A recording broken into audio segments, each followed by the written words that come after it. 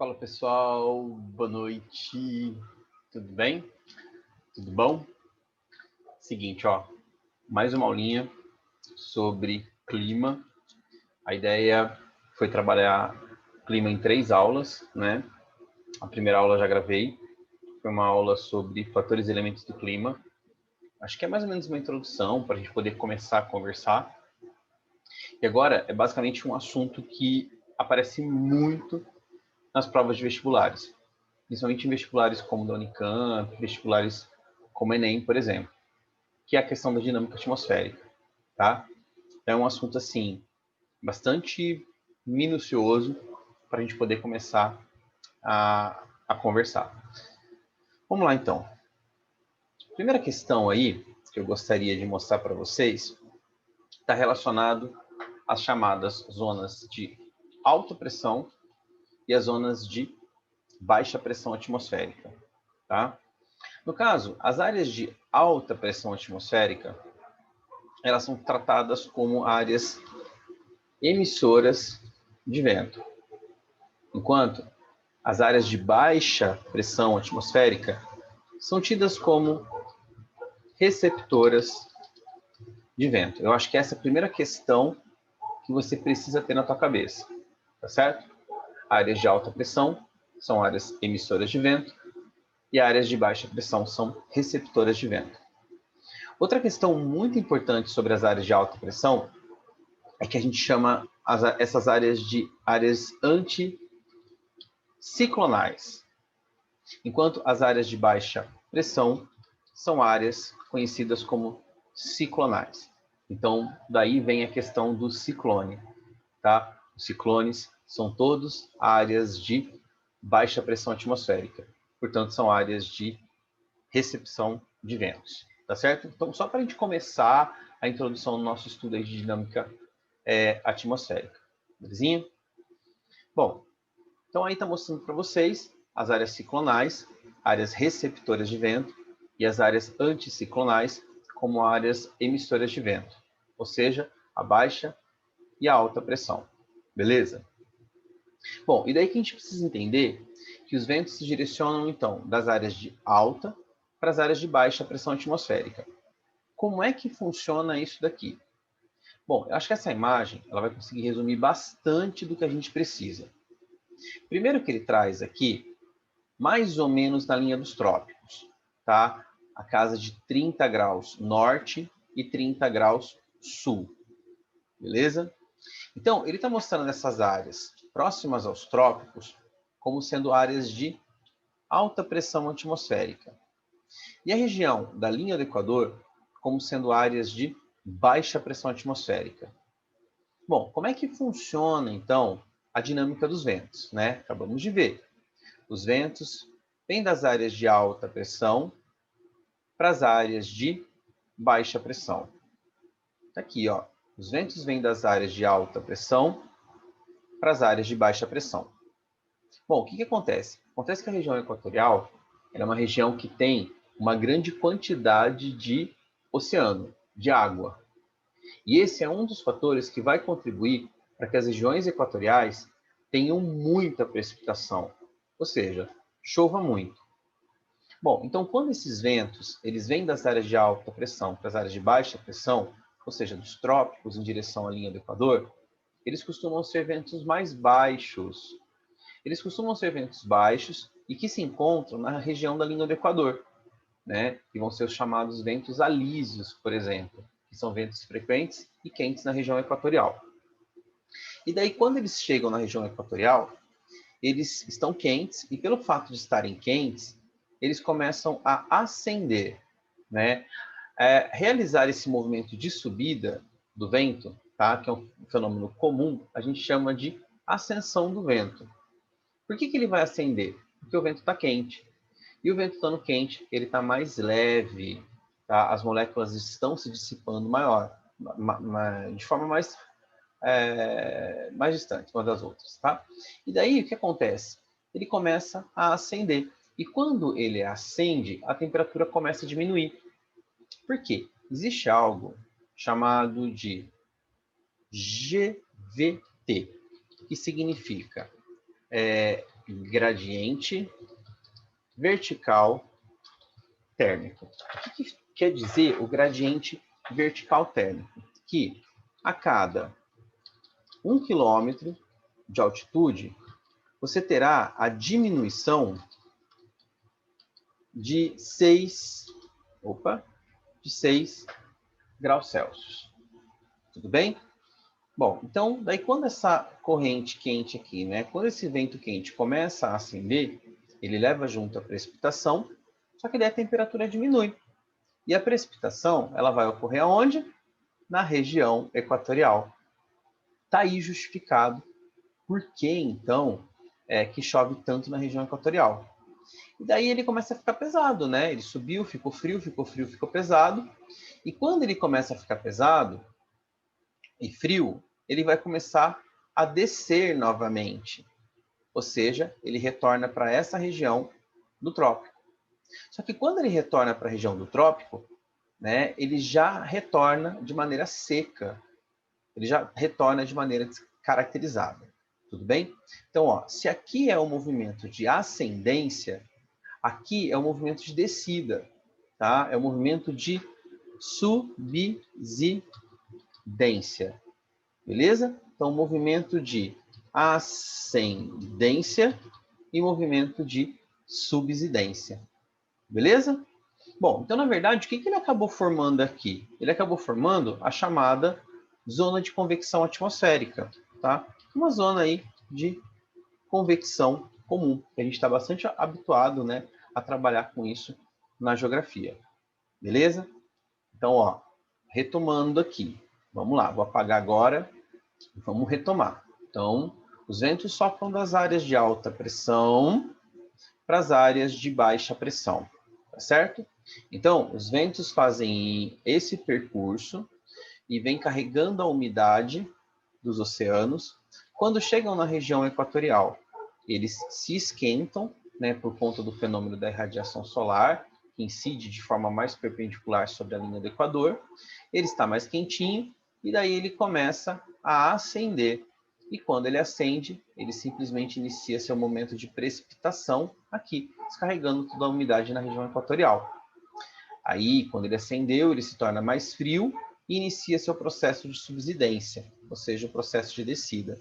E quando ele retorna seco, tá? Inclusive vai interferir na formação de desertos nessa região tropical. Você pode perceber que quase todos os desertos do mundo, eles são atravessados pelas linhas dos trópicos, tá certo?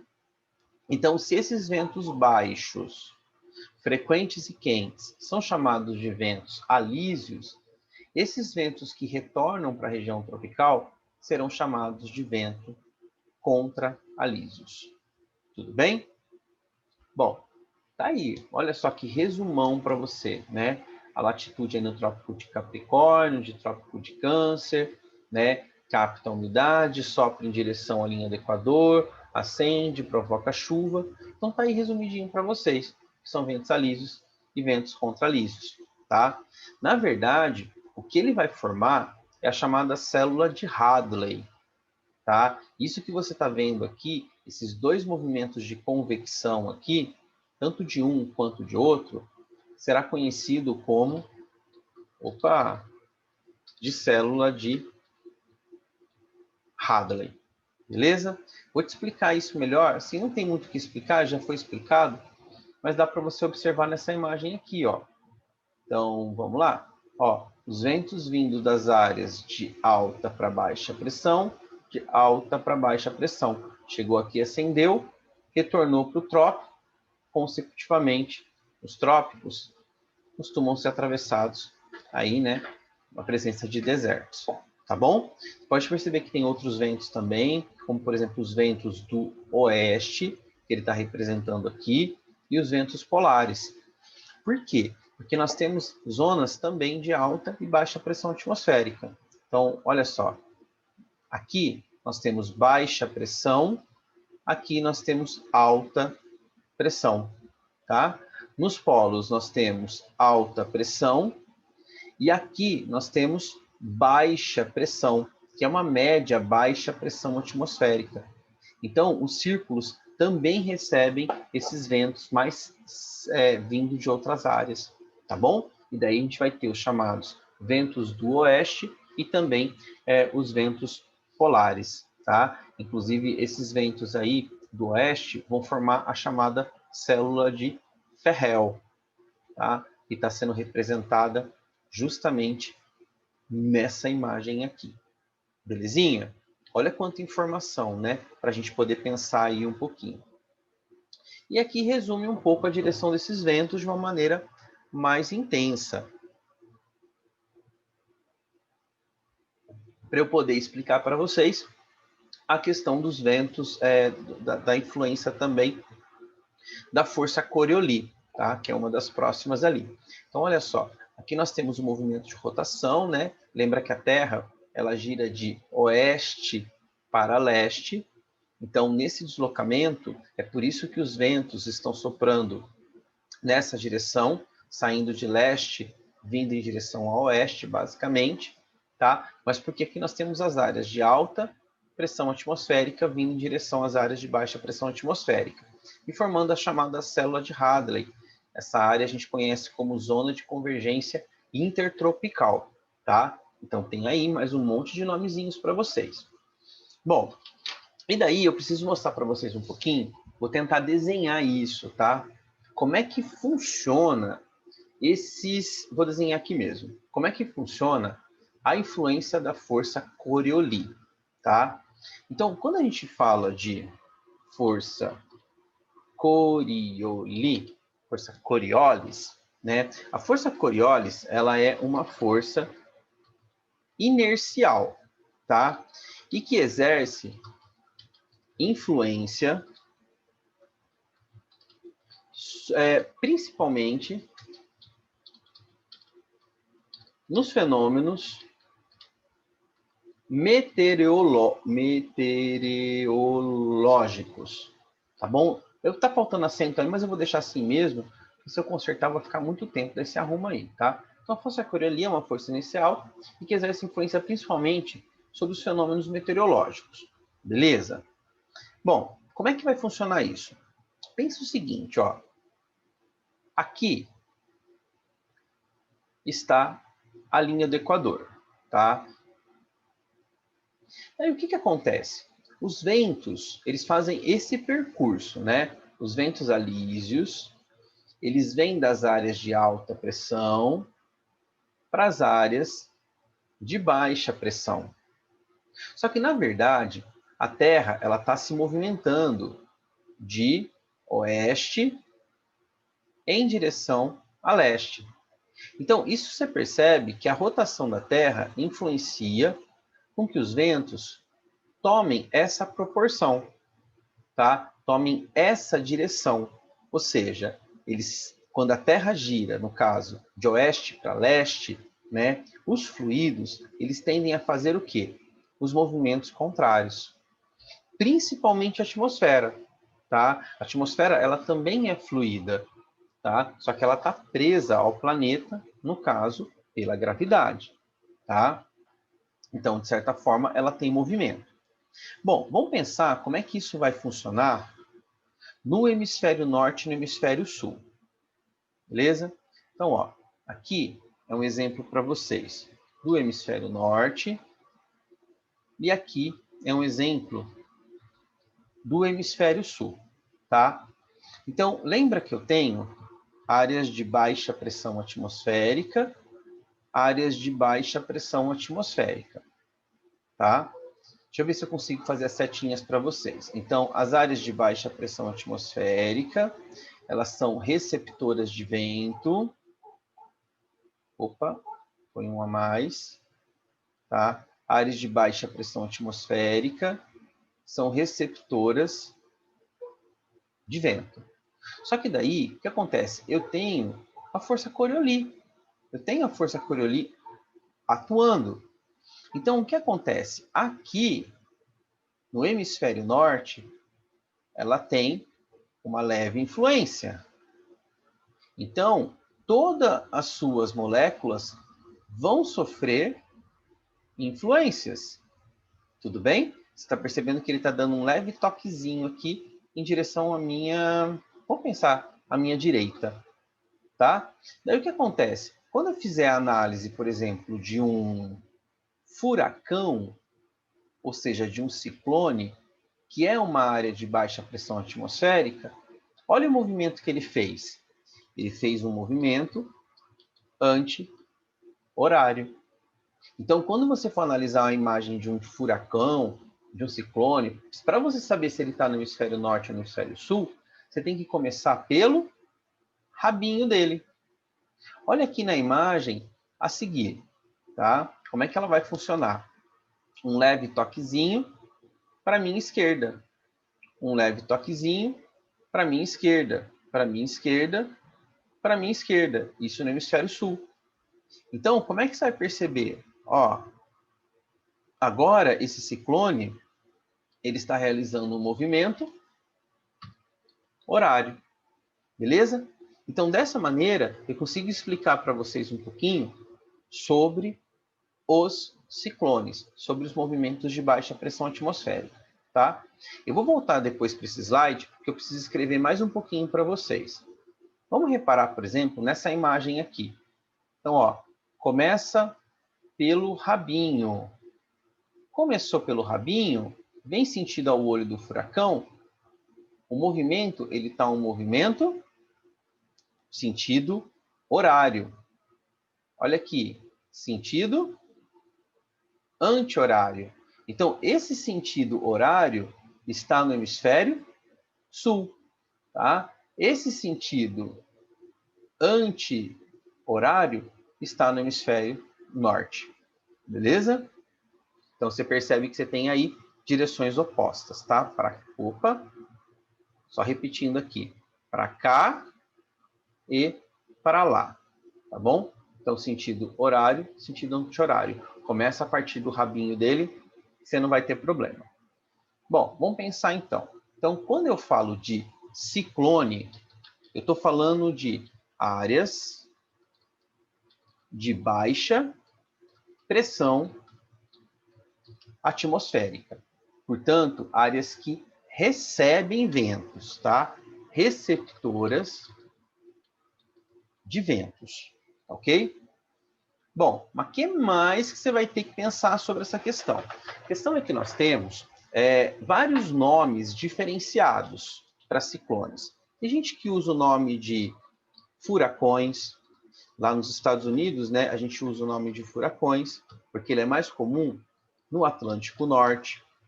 Depois, na região do Pacífico, ele costuma ser chamado de tufão. Até no Índico também, tá? No Índico, ele também é chamado de tufão. Tem uma área do Pacífico que ele vai ser chamado de Atlântico Norte. Então, furacão, tufão. Na Austrália, eles chamam de wili-wili, tá? Na verdade, são todas áreas do quê? De baixa pressão atmosférica, tá? Bom, mas o que eu preciso para ter a formação de um furacão? Eu preciso de águas quentes, tá? Eu preciso de águas que tenham temperaturas acima de 27 graus Celsius. É por isso que esses ciclones, eles são muito comuns no período do verão e principalmente no hemisfério norte. Por que no hemisfério norte? Ó, repare isso daqui. O hemisfério norte, olha a linha do Equador aqui, desculpa, está mais abaixo, tá? A linha do Equador está um pouquinho mais abaixo. Então, a floresta amazônica, ela funciona como uma verdadeira barreira desses furacões, porque eles não venham para a região amazônica, tá? Por quê? Porque a dinâmica atmosférica ali é de muita umidade. Bom, agora o deserto do Saara contribui para o calor dessas águas. Vamos lembrar que eu acabei de falar para você que no hemisfério norte nós temos muito mais áreas continentais. E aí nós temos temperaturas mais altas também. Consecutivamente, o deserto do Saara influenciando com o calor nessa região, essa região tem as temperaturas perfeitas para a formação de ciclones, ou seja, de furacões. E daí eles são típicos da época do verão. Então, normalmente no mês de junho, julho, inicia-se a temporada de furacões. E eles vão se prolongar até mais ou menos o mês de setembro, tá?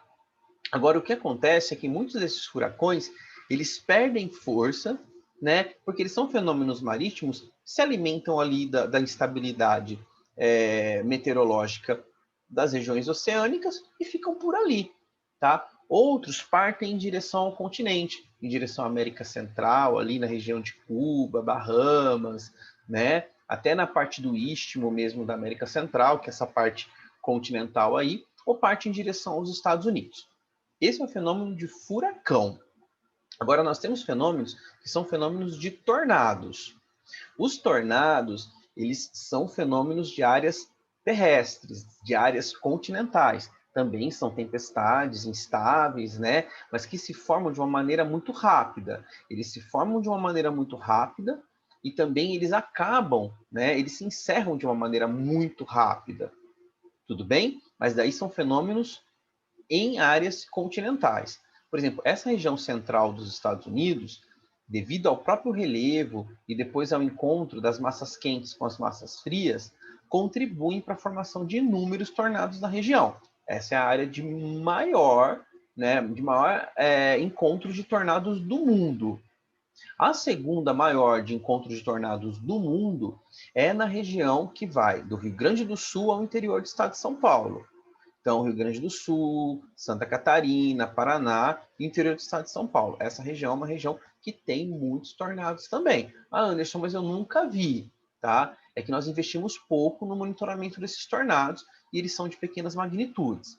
Mês passado nós tivemos um, acho que foi no mês de setembro de 2020, nós tivemos um no Paraná. E tivemos também 2 ciclones bombas que se formaram na região de Santa Catarina. Tá? A terminologia ciclone bomba é uma terminologia comum, usual, né? É esse o termo mesmo que a gente utiliza, mas no caso o fenômeno é um fenômeno um pouco mais raro para essa região. O que é esse fenômeno do ciclone bomba? Ele é um rápido deslocamento da pressão atmosférica, né? Então perde ali cerca de 24 hectopascais em cerca de 24 horas, e isso vai provocar uma enorme instabilidade, gerando esse ciclone bomba, que pode partir em direção ao continente ou não. Tá bom?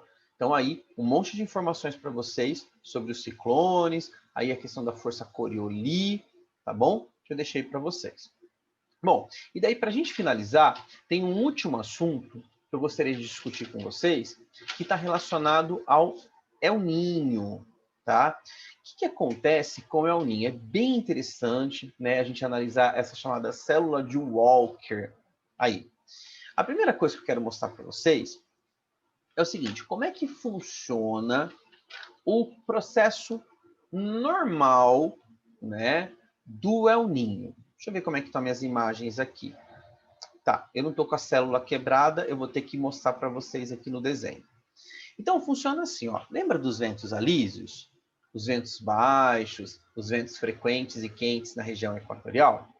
Então, eles fazem esse movimento, tá? Então, aqui eu estou falando da costa da América do Sul, a costa oeste da América do Sul, e aqui eu estou na Ásia, tá? Se você não se localizou, eu te ajudo com essa imagem aqui um pouquinho melhor, tá? Então, eu estou tratando dessa região aqui, daqui para cá, tá? Então, os ventos alísios estão soprando aqui. Esse é o percurso normal. Então, os ventos alísios soprando, e daí ele vai levando as águas quentes em direção à Ásia, tá?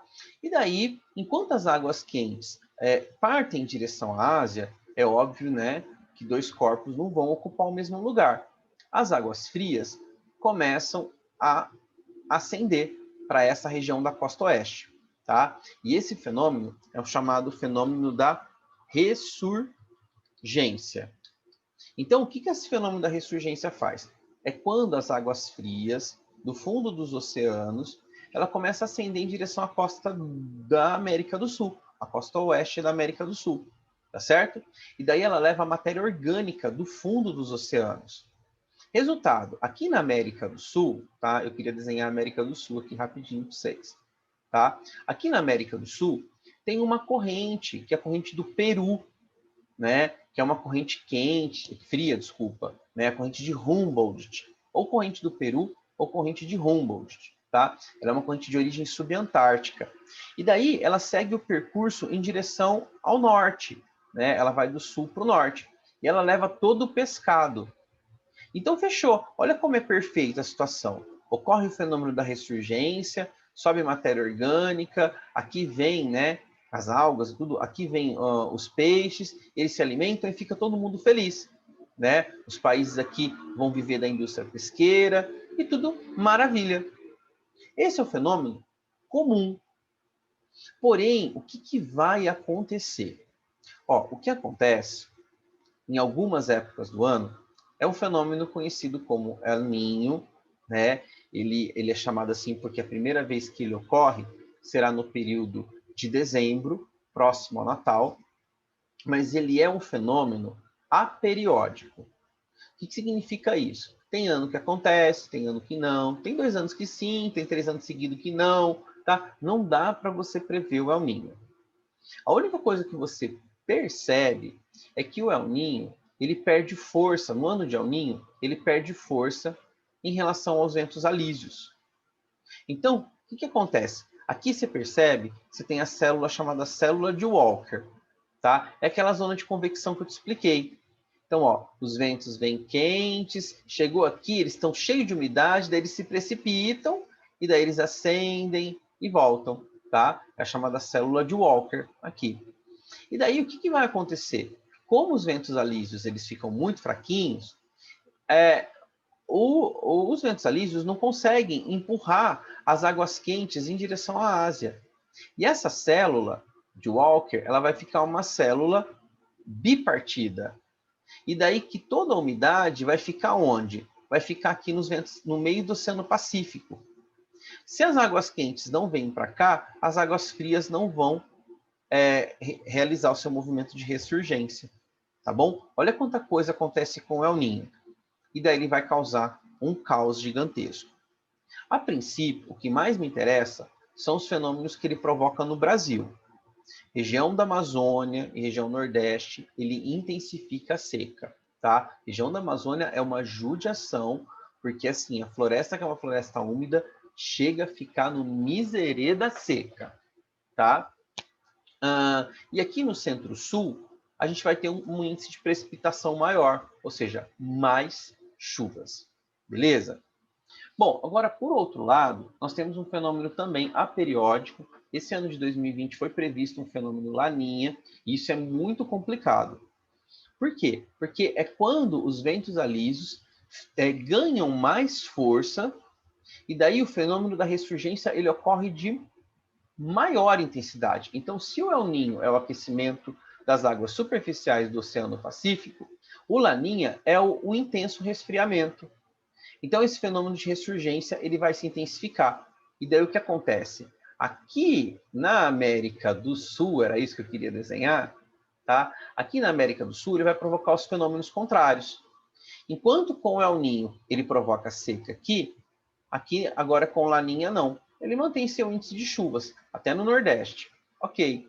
Só que no Centro-Sul, ele vai provocar seca. Então, por exemplo, esse ano que nós tivemos focos de queimadas severos no Pantanal e tudo mais, com o fenômeno Laninha ocorrendo, a gente pode ter, a partir de agora, de outubro, novembro de 2020, um aumento da seca. Tá? Então, a gente está esperando as chuvas aparecerem. Pode ser que essas chuvas não venham por conta do fenômeno Laninha. E daí a gente espera que essas chuvas apareçam lá no mês de janeiro, pelo menos. Se não acontecer, a gente vai emendar com a estação seca do mês de julho, e daí provavelmente nós vamos passar uma crise hídrica, como foi a de 2015. Tá bom? Então, ó, essa é uma aulinha para vocês sobre dinâmica atmosférica. Tem um monte de coisinhas importantes aí que eu queria compartilhar com vocês. Beleza? Ó, um grande abraço, fiquem bem. Tchau, tchau.